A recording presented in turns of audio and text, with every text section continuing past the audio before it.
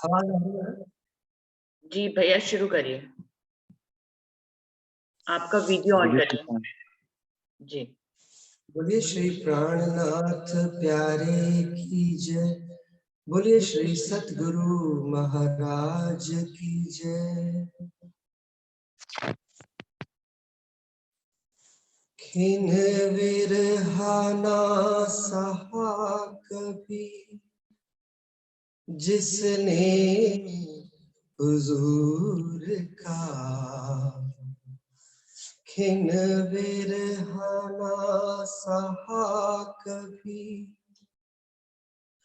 जिसने हुजूर का, क्यों जी रही है देखे बिना जलवा नूर का, क्यों जी रही है देखे बिना जलवा नूर का, खिन विरहाना सहा। जिस दिल को रहना चाहिए उनके ख्याल में,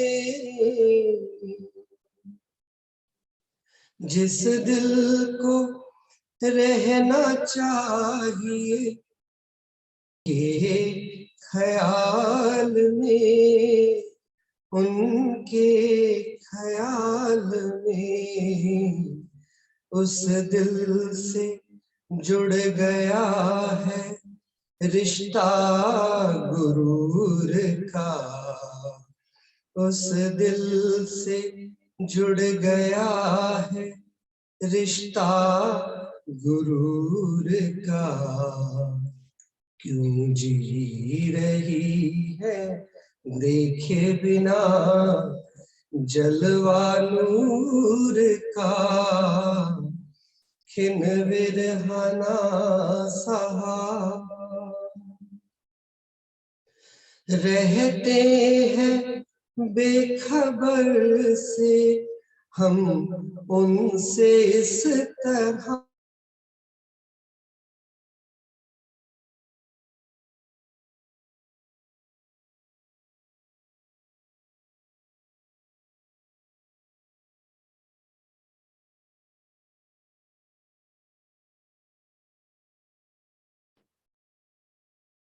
जैसे भी आपकी आवाज आना बंद हो गई।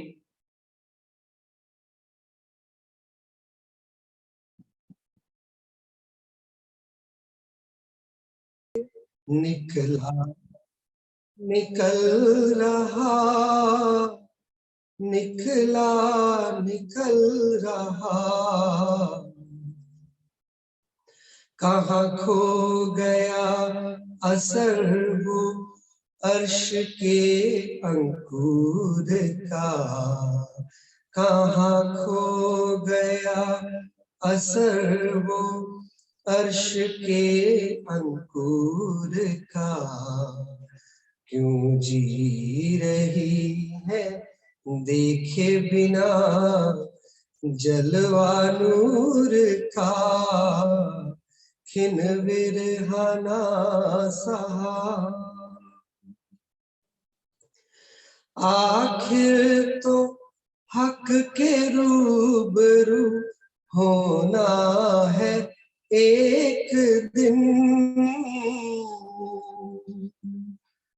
आखिर तो हक के रूबरू होना है एक दिन, होना है एक दिन, कैसे करेंगी सामना उनके जहूर का, कैसे करेंगी सामना उनके जहूर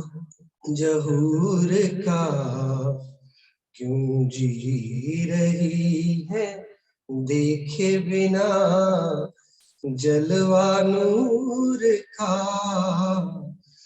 खिन विरहाना सहा कभी जिसने हुजूर का क्यों जी रही है देखे बिना जलवा नूर का क्यों जी रही है देखे बिना जलवा नूर का। बोले श्री प्राणनाथ प्यारे की जय। बोलो श्री सतगुरु महाराज की जय। समस्त सुंदर साथ जी के चरणों में मेरा प्रणाम जी, प्रणाम जी। धन्यवाद जस्सी भैया। गुरुदेव देव भैया आप आ जाइए। बोले श्री प्राणनाथ प्यारे की जय, श्री सद्गुरु महाराज की जय। भैया वीडियो ऑन करिए आप अपना।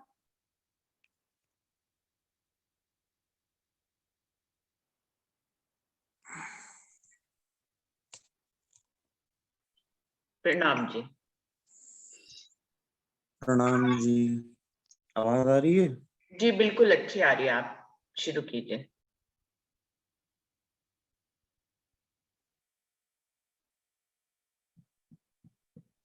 वंदो सतगुरु चरण को, करूं सप्रेम प्रणाम। अशुभ हरण मंगल करण, धनी श्री देव चंद्र जी नाम। श्री प्राणनाथ निज मूलपति, श्री मेहराज सुनाम। तेज कुंवरी श्यामा युगल को, पल पल करूं प्रणाम। पिया जी को पल पल करूं प्रणाम। श्री सुंदर साथ जी, आज का जो हमारा विषय है श्री खिलवत की सीढ़ियां। श्री खिलवत ग्रंथ, जिसमें खिलवत शब्द का अर्थ है एकांत स्थान, और अगर भावात्मक रूप से लेवें तो ये एकांत स्थान है धनी का दिल और आत्म का दिल, जिसके अंदर श्री राज्य महाराज की सूरत है। परंतु उसमें प्रवेश के लिए अगर हम श्रीमुख वाणी का मथन करें सुंदर साथ जी, तो हम देखेंगे कि प्रकरण 1 से आगे चलते हुए जैसे भी प्रणों को श्रीमुख वाणी में उतारा गया है अक्षरातीत के हुक्म से, वो एक सीढ़ी, एक दर्जे की तरह उतरे हुए हैं सुंदर साथ। पहले प्रकरण से लेकर आखिरी प्रकरण खिलवत ग्रंथ के तक श्री राज्य महाराज ने सुंदर साथ को खिलवत में प्रवेश की। सुंदर साथ श्रीमुख वाणी मथन करता करता सीधा खिलवत में प्रवेश कर जावे। श्री राज्य महाराज ने श्रीमुख वाणी को ऐसे वर्णन किया हुआ है। पहला प्रकरण प्रारंभ होता है, ऐसा खेल दिखाया जो मांग लिया है हम, अब कैसे अर्ज करूं, कहोगे मांगिया तुम। हे धनी, आपने हमें कैसा खेल दिखाया है कि जिस खेल को आपने मंगवाया भी हमसे, क्योंकि खेल मांगने की इच्छा भी हमारे दिल में डाल दी,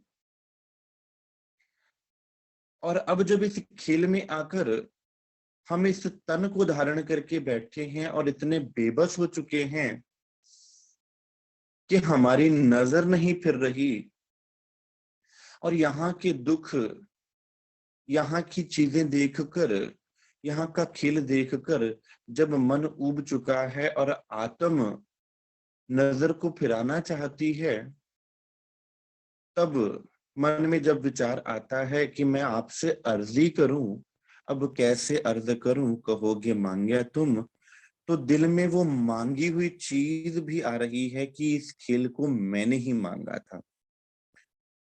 सुंदर साथ इसकी अनुभूति भी तब होती है जब आत्म जीव पर बैठी सदगुरु के चरणों पे पहुंचती है, और सदगुरु के ज्ञान से जब ये भान होता है कि ये संसार नाशवान है और मेरे धनी कोई अन्य है जो अखंड है, अविनाशी है और प्रेम का सागर है। सदगुरु की कृपा से जब ये भान होता है तब जीव तड़पता है, और उस जीव के बिरहा करने से अंदर ये भाव उत्पन्न होता है कि क्यों ना मैं उस अखंड धनी को देखूं, क्यों ना मैं उनके दर्शन करूं, क्यों मैं इस दुख में दिन और रात अपने जीवन को निष्फल निर्फल गवा रही हूं। तब ये पीड़ा दिल में उत्पन्न होती है सदगुरु की कृपा से कि मैं अपने धनी के दीदार करूं। तो वो पहली सीढ़ी खिलवत की होती है सुंदर साथ, कि जब हम सदगुरु के चरणों में पहुंचा करते हैं, सदगुरु की कृपा से इस श्रीमुख वाणी के मथन से हमारे दिल में ये पीड़ा, ये बिरहा जागती है कि हम अपने उस अखंड घर को छोड़कर इस बेगाने संसार में जहां पर हम दुख झेल रहे हैं उससे हम निकलें। उस पीड़ा में ये पहला प्रकरण उतरता है सुंदर साथ जी। कछु आस न राखी आसरो, ए झूठी जिमी देखाए। हे राज्य महाराज, इस झूठी जिमी में अगर चारों तरफ भी नजर घुमा के देखूं तो ऐसा कोई ना तो आसरा नजर आता है जिससे मैं ये कह सकूं, जिससे मैं ये बात अपने दिल की बता सकूं कि मुझे इस संसार में चाहिए क्या था। सुंदर साथ, हम चाहते या कोई भी इंसान इस संसार में जो जन्म लेता है वो चाहता है सुख, आराम, आनंद, और इसी आनंद और सुख को ढूंढने में सारी सृष्टि लगी हुई है। लेकिन पूरा जीवन व्यतीत हो जाता है, ना तो सुख मिलता है ना आनंद मिलता है। क्यों? क्योंकि यहाँ के हर एक वस्तु, यहाँ की हर एक लीला में दुख ही दुख का पारावार है। फिर कभी सोचता है कि संसार के व्यक्तियों में सुख मिल जाएगा, कभी सोचता है कि संसार के बच्चों में सुख मिल जाता है, कभी सोचता है धन दौलत में सुख मिल जाता है, लेकिन फिर जाकर अंत में जब दुख की प्राप्ति होती है तब याद आती है सदगुरु के उन वचनों की कि तुम्हारे लिए केवल मैं ही उस धाम से वो वचन लेकर आया हूं जिसके द्वारा तुम्हें अखंड सुख प्राप्त हो सकता है। कछु आस ना राखी आसरो, ए झूठी जिमी दिखाई। इसलिए हे धनी, अब जब इस इल्म की रोशनी में देखती हूं तो नजर आता है कि कोई भी आसरा इस संसार में बचा नहीं है जिसके पास उस अखंड सुख की आशा में रखूं। ऐसी जुदाईगी कर देई कछु कहो सुन्यो ना जाए। हे राज्य महाराज, ऐसे जुदाईगी का अनुभव मैं कर रही हूं कि ना तो मैं आपसे कुछ कह रही हूं, ना कह सकती हूं, अपितु आपके ही ज्ञान से ये बात तो मैं समझ चुकी हूं कि मैं आपके चरणों में ही विराजमान हूं और आप मेरे समक्ष विराजमान हैं। लेकिन कैसी विडंबना है, एक सूफी कलाम आता है सुंदर साथ। सूफी कलाम का शब्द है ना घर डिठा ना घर वाला डिठा, तेरी कित कम गईया नमाजा। सुंदर साथ, कितनी अद्भुत बात है कि अगर एक आत्म को पर आत्म और धनी का दीदार ना हो और वो धनी भी कहे और धनी से बात भी ना करे, धनी से लाड में प्रेम में मीठी बात ही ना हो, तो उस धनी के कहने का लाभ ही क्या। इसलिए सूफी कलाम कहता है, ना कर डिठा ना कर वाला डिठा, तेरी कित कम गईया नमाजा, कि तेरी लाखों नमाजों का सजदों का क्या लाभ हुआ अगर तूने अपने धनी को ही नहीं देखा, अगर तूने अपने निज घर को ही नहीं देखा, अगर यहाँ बैठे बैठे तूने उनके दर्शन दीदार ही नहीं किए, तो उसका लाभ ही क्या। अब वही पीड़ा यहाँ पर जीव के हृदय में उत्पन्न होती है, बैठी अंग लगाए के ऐसी करी अंतराय की, हे राजी महाराज आपके समक्ष विराजमान हूं और उस मूल मिलावा में सुंदर साथ के साथ गलबहियां डाल के मैं बैठी तो हूं, इस बात का अनुभव आपने मुझे करवा भी दिया है, परंतु जब तक मैं अपने नेत्रों से ना देख लूं, जब तक मैं अपने आत्मिक नेत्रों से इसे ना अनुभव कर लूं, ना कछु नैनो देखत ना कछु आप उलखाए, हे धनी जब तक मैं आपका साक्षात्कार ना कर लूं। सुंदर साथ, सत्संग आवश्यक है, सुनना आवश्यक है, लेकिन जब तक आत्म साक्षात्कार की वो पहली सीढ़ी पर हम खड़े ना होवें, जो पहली सीढ़ी हमको बिरहा की सीढ़ी से जोड़ देगी, तब तक ये आत्म साक्षात्कार का सफर प्रारंभ ना होवेगा। क्यों? क्योंकि मथन करने से, पढ़ने से अंदर वो पीड़ा, वो बिरहा उत्पन्न होगा, जिसको श्रीमुखवाणी कहती है, दुख से बिरहा उपजे, बिरहा प्रेम इसक, इश्क प्रेम जब आइया तब नहचे मिलिए हक।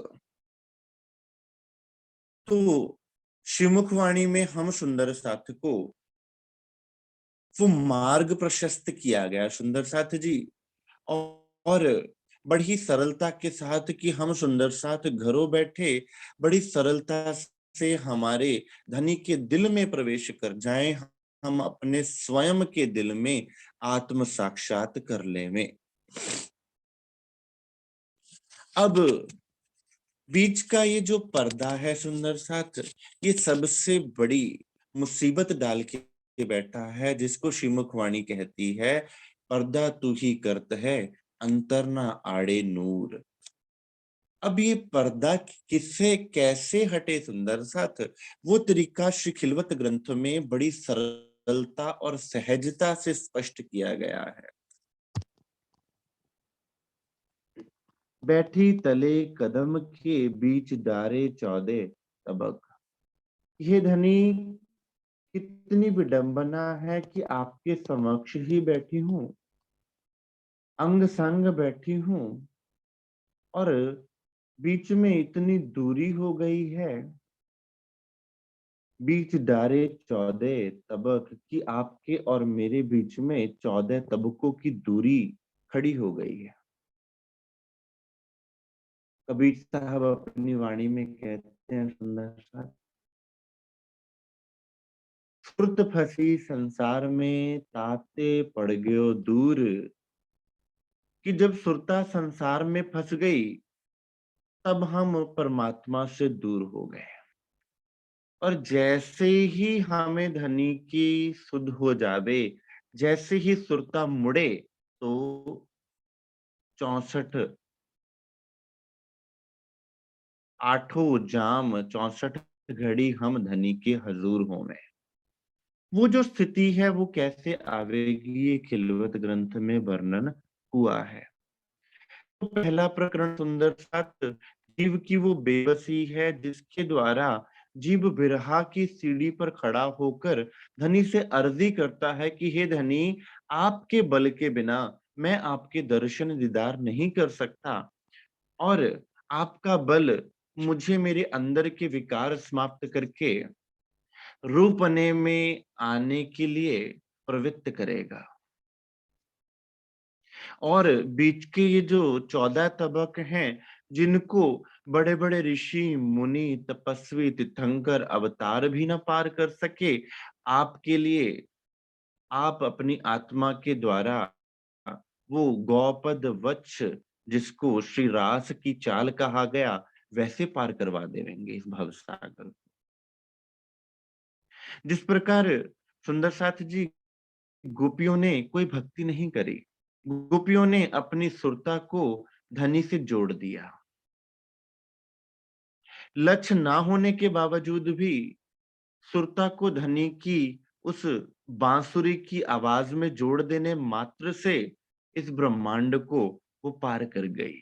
और यहाँ इस ब्रह्मांड में बांसुरी कौन सी है? धनी की वाणी के रूप में ये बांसुरी बज रही है अखंड रूप से। सुंदर साथ जी केवल अपनी सुरता को उस बांसुरी रूपी श्रीमुख वाणी के रस में डुबो देना है और सुरता को धनी के स्वरूप में लगा देना है।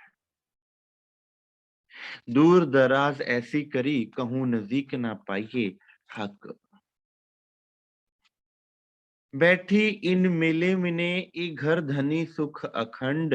आस ना कहन सुनन की जानो बीच पड़ो ब्रह्मांड। हे धनी, ये बीच का जो ब्रह्मांड, ये तन रूपी पर्दा जो है, ये जीव रूपी जो पर्दा है, ये पार करना मेरे लिए उतना ही मुश्किल हो रहा है जैसे रास ग्रंथ में बीच का ब्रह्मांड आ रहा था। लेकिन आपकी मेहर से ये भी जाएगा। इसलिए उसका पहला कदम कौन सा होगा? सुंदर साथ जी श्री मुखवाणी बताती है, खेल किया हुक्म सो हम आए हुक्म। हुक्म दर्शन देखा वही कछु ना बिना हुक्म खसम। कि जब जीव चलना प्रारंभ करेगा तो सबसे पहले हुक्म तले आवेगा। चौपाई नंबर 42, पहला प्रकरण। जब ये ब्रह्मांड हुक्म से बना है, हम भी इस ब्रह्मांड में हुक्म से आए हैं, तो आपके दर्शन भी हुक्म से होवेंगे। इसलिए सुंदर साथ जी पहली सीढ़ी जो बिरहा के बाद की सीढ़ी है सुंदर साथ जी, जब दिल में ये तड़प आ जावे कि अब कुछ चाहिए ही नहीं, अब केवल धनी का दीदार चाहिए, अब और दूसरी बात ही नहीं है। अब अगर धनी से मांगना भी है तो धनी को ही मांगना है और कुछ नहीं है। मैं मांगू तो मैं आपका दीदार भी क्यों मांगू? जहां आप आ गए वहां आपका दर्शन, वहां आपकी मेहर, वहां आपका जोश, वहां आपका इल्म, वहां आपका सब कुछ आ गया। और जब आप मेरे हैं सुंदर साथ, तो फिर मांगने की भी जरूरत नहीं।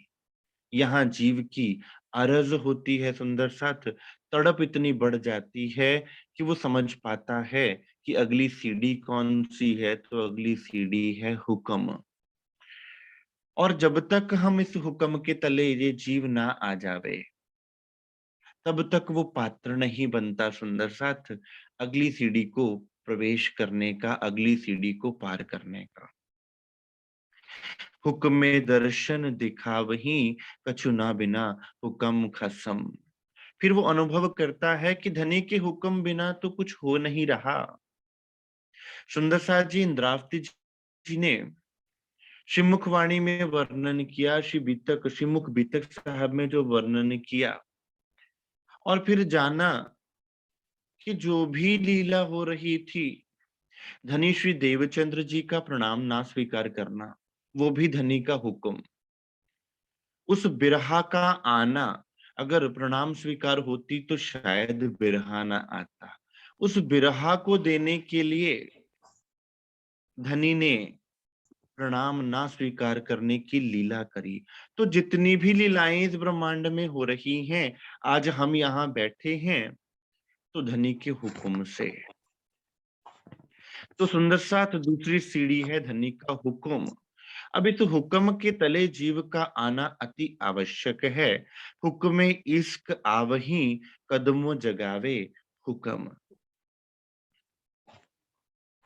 कि सुंदर साथ जी हुक्म से ही इश्क आवेगा और धनी के कदमों में वो जागने की जो स्थिति है जिसके लिए रूह तड़प रही है कि ये धनी आपके समक्ष बैठकर भी आपको देख नहीं पा रही हूं, कैसी विडंबना है। तो पहली दूसरी सीढ़ी है हुक्म, कि जब तक हुक्म ना आ जावे, हुक्म के तले ये जीव ना आ जावे, हुक्म को ना समझ जावे और हुक्म के तले हम खड़े ना हो जावे, तब तक हम हुक्म को नहीं पहचान सकते। आज तक हम हुक्म को कोई अन्य शक्ति मान के बैठे हैं, आज तक हम हुक्म को अलग मान के बैठे हैं, लेकिन सुंदर साथ पांचों शक्तियों में हुक्म साक्षात श्री राजी महाराज का स्वरूप है। करनी हुक्म करावही कछु ना बिना खसम। जीवन में परिवर्तन आएगा, कहनी करनी रहनी की अवस्था आएगी तो वो हुक्म से आवेगी। कि जैसा धनी ने फुरमाया वैसा ये जीव ढल जावे, जीव टल होसी आत्म। कि जीव में धनी के जो गुण हैं, जो प्रकाश हिंदुस्तानी में वर्णन किए गए हैं धनी के गुण, वो धीरे धीरे गाते गाते मेरी आत्म के अंदर से मेरे जीव में उतर जावे और मैं ऐसा पात्र बन जाऊं जिससे मैं धनी के समक्ष खड़ी हो सकूं। हुक्मे उठावे हंसते रोते उठावे हुक्म, हार जीत दुख सुख हुक्मे कछु ना बिना खसम। अब सुंदर साथ जब ऐसी जागृति हो जाती है तब समझ में आता है कि मेरा हंसना अर्थात कि मैं धनी के इन अखंड सुखों को लेकर उठूंगी तो हुक्म से ही उठूंगी, हुक्म के द्वारा ही उठूंगी। और अगर मैं भूली रहूं और अंत तक ना जाग पाऊं तो उसका पश्चाताप भी हुक्म से ही होवेगा। सुंदर साथ अगर हम बात करें औरंगजेब की तो वो लीला भी हुक्म के अधीन थी। अगर हम बात करें महाराजा छत्रसाल जी के चरणों में आने की, वो भी हुक्म से थी। अगर बात करें श्री लालदास जी महाराज के चरणों में आने की तो वो भी हुक्म से थी। सुंदर साथ ये बीतक के सब प्रसंग हम सुंदर साथ को प्रेरणा देते हैं कि हमें कौन से सांचे में खुद को ढालना है। क्या हमें महाराजा छत्रसाल जी के उस कैरेक्टर को फॉलो करना है? क्या हमें श्री लालदास जी के उस कैरेक्टर को फॉलो करना है कि हमें बिहारी जी अथवा औरंगजेब के उस कैरेक्टर को फॉलो करना है? देखिए, दोष किसी का नहीं है। हमें किसी पर उंगली उठाने का अधिकार ना तो था और ना हमें उठानी है। हमें केवल खुद की कहनी करनी और रहनी को परिवर्तित करना है। क्यों?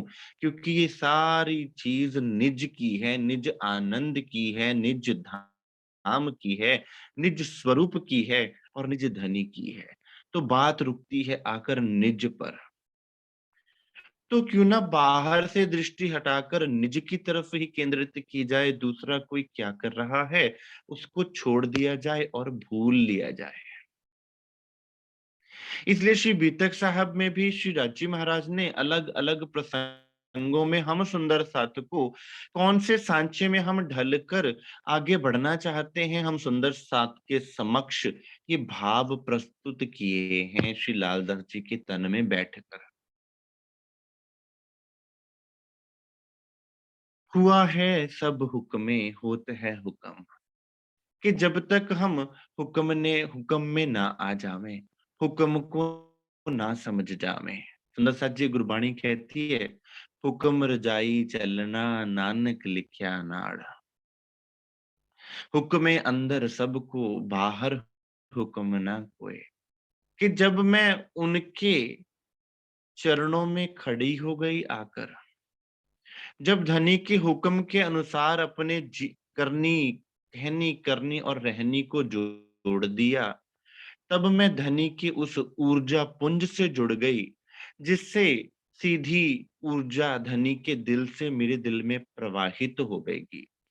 हुआ है सब हुक्मे होत है हुक्म। फिर संसार में जो भी हमारे जीवन में होवेगा, हम उसको हुक्म से हुआ समझेंगे और जानेंगे, जो कि आज संसार की वस्तुएं हमें विचलित कर देती हैं कि अगर दुख आया तो क्यों आया, अगर सुख आया तो क्यों आया। सुंदर साथ, दुख वेले दुख वेले अरदास और सुख वेले शुक्राना, जो ये बात गुरबाणी के आधार पर कही गई है, बहुत बड़ी है। इसका अर्थ वही समझ सकता है जो जिसका हृदय परमात्मा के हृदय से जुड़ा है, जिसने हुक्म को पहचाना है, जो खिलवत की दूसरी सीढ़ी पे आके खड़ा हो गया है। सुंदर साथ, श्री गुरु अर्जुन देव जी तत्ती तवी पे बैठ जाते हैं और मियां मीर आकर कहते हैं कि गुरु साहब, मेरे पास ऐसी सिद्धि है कि मैं इस तत्ती तवी के ताप को मिटा सकता हूं, तो क्यों ना मैं अपनी सिद्धि से इस तत्ती तवी के ताप को मिटा दूं, जिससे आपको ये जो पीड़ा हो रही है, वो पीड़ा मुझसे सहन नहीं हो रही। ये पीड़ा को मैं देख नहीं पा रहा हूं कि आपको इतना दर्द दुख महसूस हो रहा है। तब गुरु अर्जन देव जी तत्ती तवी पे बैठे हुए हंस देते हैं और कहते हैं, मियां मीर, क्या आप जानते हैं कि आपके पास ये बल, ये शक्ति, ये सिद्धि कहाँ से आई? तो मियां मीर कहते हैं कि हे गुरुजी, एक बार जब आप गन्ने के खेत में गन्ना खा रहे थे, तो आपके खाए हुए गन्ने को खाने से मेरे अंदर ये शक्ति आई थी। तो गुरु अर्जुन देव जी फरमाते हैं कि हे मियां मीर, अगर मेरे कृपा से तुम्हें ये रिद्धि सिद्धि प्राप्त हो सकती है कि तुम किसी के माया के अग्नि के ताप को मिटा सकते हो, तो सोचो मेरे पास कौन सी शक्तियां होंगी। लेकिन मैं हुक्म के अंदर चलना चाहता हूं कि जैसा उस परमात्मा का हुक्म है, मैं वैसा चलना चाहता हूं। सुंदर सा सी तक नहीं करी और तत्ती तवी पर विराजमान हुए गुरु साहब गुरु अर्जुन देव जी। और हम खुद को ब्रह्म सृष्टि कहते हैं, और हम सुंदर साथ के लिए दूसरी सीढ़ी ये हुक्म है, जिसमें सब कुछ पूरा जीवन हुक्म के आश्रय हो जाता है। सुंदर साथ, मेरा खाना, मेरा पीना, मेरा उठना, मेरा बोलना, मेरा चलना, मेरा किसी से मिलना अथवा किसी का मुझसे मिलना। जब कबीर कहते हैं कि खादी बुनते हुए कि आज मेरे पास मेरा राम मेरे से चादर लेने आएगा, मेरा राम मुझसे खादी खरीदने आएगा, तो जो भी आता है वो राम स्वरूप ही आता है। सुंदर साथ, तो हम संसार में जो भी कोई कार्य करें, वो धनी से जोड़कर करें। दुकान का, मकान का, घर का, जो भी कोई काम हो वो धनी की सेवा से जोड़ के करें कि धनी, आज का मेरा जो दिन है, आज की जो मेरी रात है, वो आपके चरणों में समर्पित। क्यों? क्योंकि ये आपके हुक्म से मुझे मिली है। तो वो दिन भी धनी के हुक्म के अधीन होकर आपको धनी के करीब लेकर जाएगा, तो माया रहेगी कहाँ? सुंदर साथ, माया जिसको हम कहते हैं कि हमें सुबह से शाम तक अपने में रमाए हुए है, जब हुक्म की सीढ़ी पर खड़े होकर सोचेंगे सुंदर साथ, तो माया पीछे हट जाएगी, धनी का हुक्म रह जाएगा, जो हमें इस संसार में भी जितने भी हम कार्य करेंगे उसमें प्रवृत्त रखेगा। और संसार के कार्य करते करते हथ कारवल ते दिल यार वाल की जो स्थिति है, उसमें हमें रमा के रखेगा। हुआ है सब हुक्मे, होत है हुक्म, होसी सब कछु हुक्मे, कछु ना बिना हुक्म खसम। हे धनी, मेरा कहना, मेरा करना और मेरी रहनी में आना, ये सब कुछ आपके अनुसार है। इस तन की, इस जीव की जो भी स्थिति है, वो आपके हुक्म के अनुसार है। तो इस हुक्म को समझना, अब ज्यों जानो त्यों रख करो। हे धनी, अब इस बात को समझकर मेरे जीव में ये बात दृढ़ हो गई है कि आप जिस भी हाल में रखें, जिस भी स्थिति में रखें, आप आनंद का सागर हैं। मुझे ये दृढ़ता है कि आप मुझे आनंद में ही रखेंगे, चाहे संसार में कितनी भी दिक्कतें परेशानियां क्यों ना हो, आप मुझे अपने में ही रमाए के रखेंगे। क्योंकि सुंदर साथ, धनी क्या चाहते हैं कि आत्म धनी को देखे। जब पहचान होवे वाको तब सहे ना बिछुहा खिन। मैं रह ना सकूं रूहों बिना, रूहें रह ना सके मुझ बिन। जब पहचान होवे वाको तब सहे ना बिछोहा खिन। सुंदर साथ, बात पहचान की है, बात समझ की है। तो ये दूसरी सीढ़ी हुक्म की हम सुंदर साथ को संसार से स्वतः ही अलग कर देगी। दुख से सुख से, ये दुख सुख डारो माया के आग में, वो स्वतः ही हो जाएगा, हमें कुछ करना ना पड़ेगा।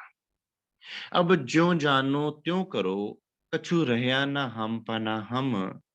इन झूठी जिमी में बैठ के कहा कहूं तुम्हें खसम। हे धनी, इसके अलावा और क्या आपके सामने अर्जी करूं। ए भी दृढ़ तुम कर दिया सब कछु हाथ हुक्म। हे धनी, ये दृढ़ता अब मेरे दिल में आ चुकी है कि ये जो दिन भी चढ़ रहा है मेरे जीवन में, आज मैं उठा तो मैं क्या सोचूं कि ये दिन भी धनी के हुक्म से मुझे मिला है, तो मैं इस दिन का एक एक पल कैसे वेस्ट कर सकता हूँ, कैसे किसी अन्य चीजों में इसको लगा सकता हूँ, क्योंकि ये दिन कोई ब्रह्मा जी के दिन के अनुसार मुझे नहीं मिला, ये धनी के कृपा से मुझे मिला है। आज धनी ने मुझे उठाया है, तो मैं वो एक एक पल दुनिया को क्यों दूं, एक एक पल धनी को, अपने सदगुरु को क्यों ना दूं। आज ये जो मुझे खाना भोजन भी मेरे सामने थाली आई है, ये भी धनी के हुक्म से आई है, तो धनी को अरुगाए बिना मैं इसको कैसे अपने मुख में डालूं। आज जो भी मुझे संसार में कोई काम धंधा मैं कर रहा हूँ वो धनी की कृपा से हुआ है, तो क्यों ना मैं उस शुक्राने में अपने जीवन को बिता दूं, क्यों ना उस धनी को याद करने में अपने जीवन को, पूरे दिन को बिता दूं। तो सुंदर साथ विचारिए, आपका दिन कितना सुंदर हो जाएगा। और जब दिन में धनी रहेंगे, तो जब घर वापस आएंगे तो रात को जो जीवन आपका, जो रात बीतेगी सुंदर साथ, वो भी धनी के साथ, धनी की याद में बीतेगी। इतना भी दृढ़ तुम कर दिया सब कछु हाथ हुकम। कछु मेरा मुझ में ना रहा, ताथे कहा कहूं खसम। मेरा मुझ में कछु नहीं, जो कछु है सो तेरा, तेरा तुझको सौंपते क्या लागे मेरा। ए धनी, सुंदर साथ, जब हम प्रणाम भी किया करते हैं मंदिर में आके, तो सिर झुकाते हैं और सिर ढक कर झुकाते हैं, उसका भी एक आत्मिक भाव है। सिर ढकना अर्थात कि मेरा मुझ में कछु ना रहा, कि ये जो मेरी मैं है, से मेरा सिर क्या है, मेरी मैं है। कि धनी मैंने इसको ढक दिया, किससे? आपकी कृपा से, आपकी कृपा से, आपके इल्म से, आपके हुक्म से ढक दिया। तो सिर का ढकना क्या है सुंदर साथ? धनी की कृपा से अपने सिर को ढक देना, अपनी मैं को ढक देना, और फिर उस सिर को धनी के चरणों में धर देना, अर्थात मेरी मैं भी आपके चरणों में समर्पित है। तो समर्पण वहां से शुरू होता है। कछु मेरा मुझ में ना रहा, ताथे कहा कहूं खसम। हे धनी, अब मेरा मुझ में कुछ रहा ही नहीं, मेरा सब कुछ आपके हाथ में है, तो आप ही करवाएंगे। तो तीसरी सीढ़ी जो मुसीबत लेके खड़ी है सुंदर साथ, जो यहाँ के संदेश से वहां नहीं पहुंच